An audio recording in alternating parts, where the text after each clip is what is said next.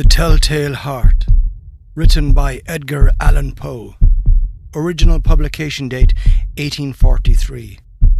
Narrated for you by Jonathan Dunn. This title is in the public domain. This recording is narrated and produced by Jonathan Dunn. Copyright 2025.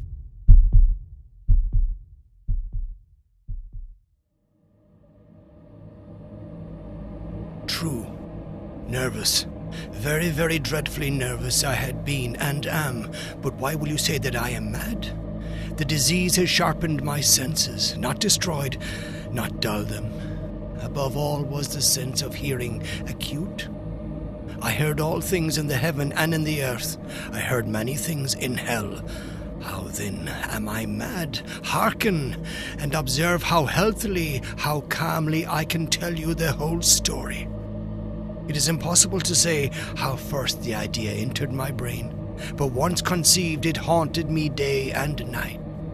Object there was none, passion there was none. I loved the old man. He had never wronged me, he had never given me insult. For his gold I had no desire. I think it was his eye. Yes, it was. This. He had the eye of a vulture, a pale blue eye, with a film over it. Whenever it fell upon me, my blood ran cold, and so by degrees, very gradually, I made up my mind to take the life of the old man, and thus rid myself of the eye forever. Now this is the point. You fancy me mad. Madmen know nothing, but you should have seen me. You should have seen how wisely I proceeded, with what caution, with what foresight, with what dissimulation I went to work. I was never kinder to the old man than during the old week before I killed him. And every night about midnight, I turned the latch of his door and opened it, oh so gently. And then, when I had made an opening sufficient for my head, I put in a dark lantern, all closed that no light shone out. And then I thrust in my head. Oh, you would have laughed to see how cunningly I thrust in. I moved it slowly, very, very slowly, so that I might not disturb the old man's sleep. It took me an hour to place my whole head within the opening, so far that I could see him as he lay upon his bed. Ha! Would a madman have been so wise as this? And then, when my head was well in the room, I undid the lantern cautiously. Oh, so cautiously. Cautiously, for the hinges creaked. I undid it just so much that a single thin ray fell upon the vulture eye. And this I did for 7 long nights, every night just at midnight. But I found the eye always closed. And so it was impossible to do the work, for it was not the old man who vexed me, but his evil eye. And every morning, when the day broke, I went boldly into the chamber, and spoke courageously to him, calling him by name in a hearty tone, and inquiring how he has passed the night. So you see, he would have been a very profound old man indeed, to suspect that every night, just at 12, I looked in upon him while he slept. Upon the 8th night I was more than usually cautious in opening the door. A watch's minute hand moves more quickly than did mine. Never before that night had I felt the extent of my own powers, of my sagacity. I could scarcely contain my feelings of triumph. To think that there I was, opening the door little by little, and he not even to dream of my secret deeds or thoughts. I fairly chuckled at the idea, and perhaps he heard me, for he moved on the bed suddenly, as if startled. Now you may think that I drew back, but no.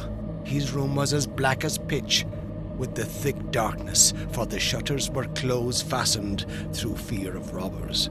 And so I knew that he could not see the opening of the door, and I kept pushing it on steadily. I had my head in and was about to open the lantern, when my thumb slipped upon the tin fastening, and the old man sprang up in bed, crying out, "Oh, who's there?"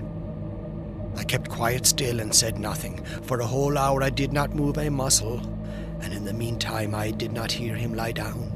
He was still sitting up in the bed listening, just as I have done, night after night, hearkening to the death watches in the wall. Presently I heard a slight groan, and I knew it was the groan of mortal terror. It was not a groan of pain, of grief. Oh no, it was the low stifled sound that arises from the bottom of the soul when overcharged with awe. I knew the sound well. Many a night, just at midnight, when all the world slept, it has welled up from my own bosom, deepening with its dreadful echo the terrors that distracted me. I say I knew it well. I knew what the old man felt and pitied him, although I chuckled at heart. I knew that he had been lying awake ever since the first slight noise when he had turned in the bed. His fears had been ever since growing upon him. He had been trying to fancy them causeless, but could not. He had been saying to himself, "It is nothing but the wind in the chimney. It is only a mouse crossing the floor."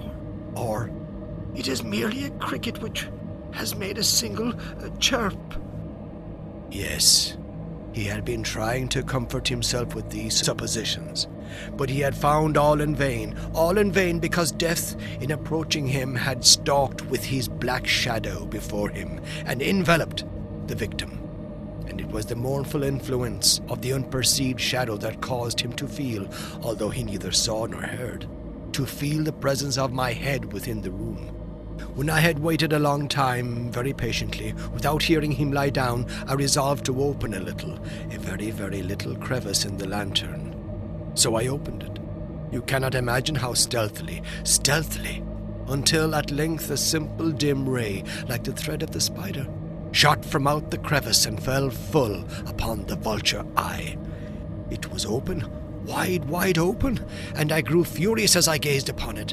I saw it with perfect distinctness, all a dull blue, with a hideous veil over it that chilled the very marrow in my bones.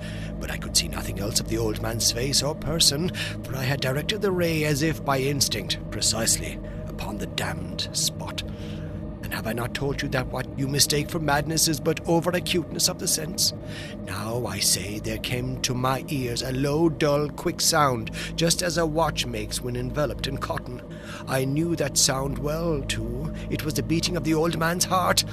It increased my fury, as the beating of a drum stimulates the soldier into courage. But even yet I refrained and kept still. I scarcely breathed. I held the lantern motionless.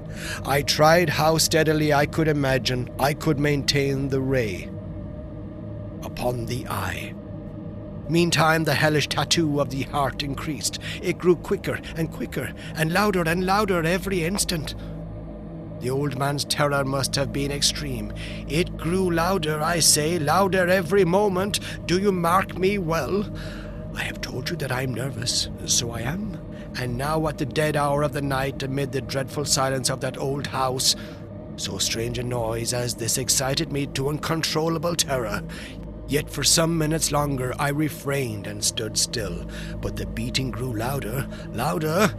I thought the heart must burst, and now a new anxiety seized me. The sound would be heard by a neighbour. The old man's hour had come. With a loud yell, I threw open the lantern and leaped into the room. He shrieked once only. In an instant, I dragged him to the floor and pulled the heavy bed over him. I then smiled gaily to find the deed so far done. But for many minutes, the heart beat on with a muffled sound. This, however, did not vex me. It would not be heard through the wall. At length, it ceased. The old man was dead. I removed the bed and examined the corpse. Yes, he was stone dead. I placed my hands upon the heart and held it there many minutes. There was no pulsation. He was stone dead. His eye would trouble me no more.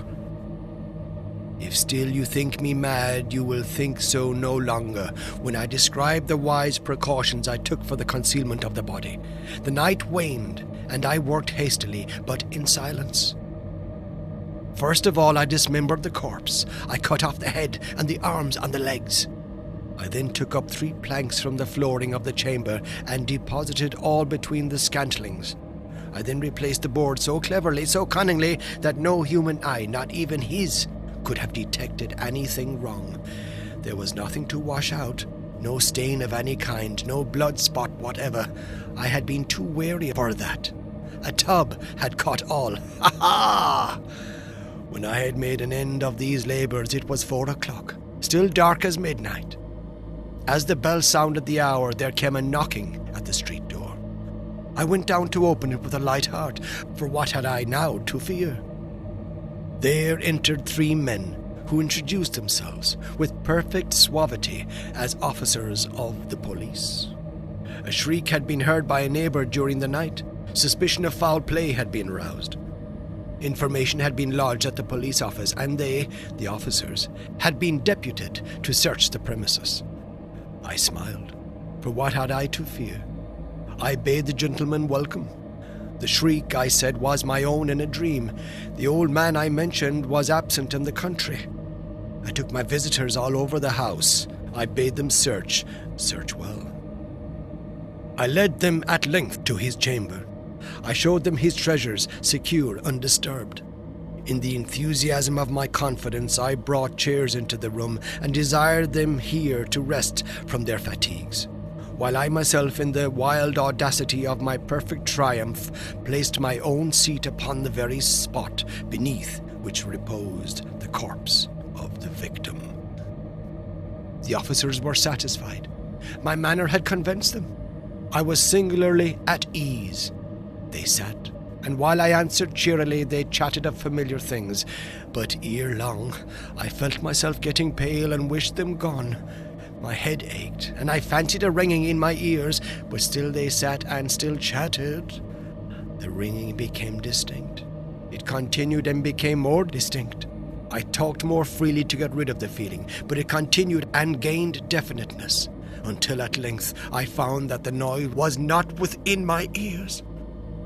No doubt I now grew very pale, but I talked more fluently and with a heightened voice, yet the sound increased, and what could I do? It was a low, dull, quick sound, much such a sound as a watch makes when enveloped in cotton.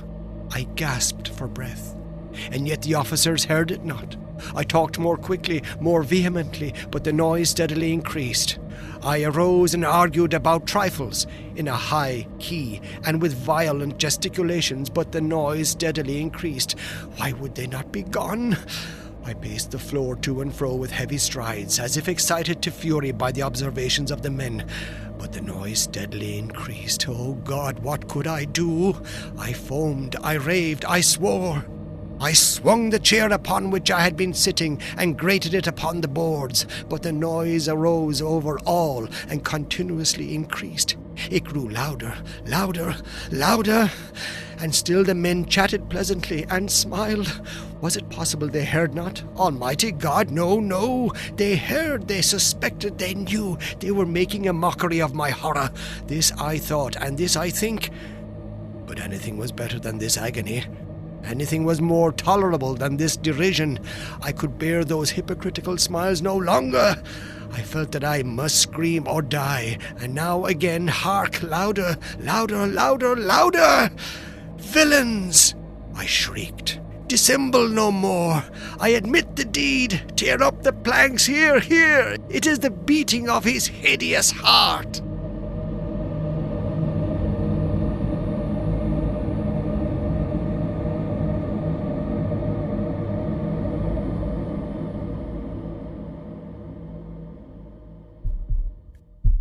This has been The Telltale Heart, written by Edgar Allan Poe, year of publication, 1843. This work is in the public domain. Narrated for you by Jonathan Dunn. Production and narration copyright, Jonathan Dunn, 2025.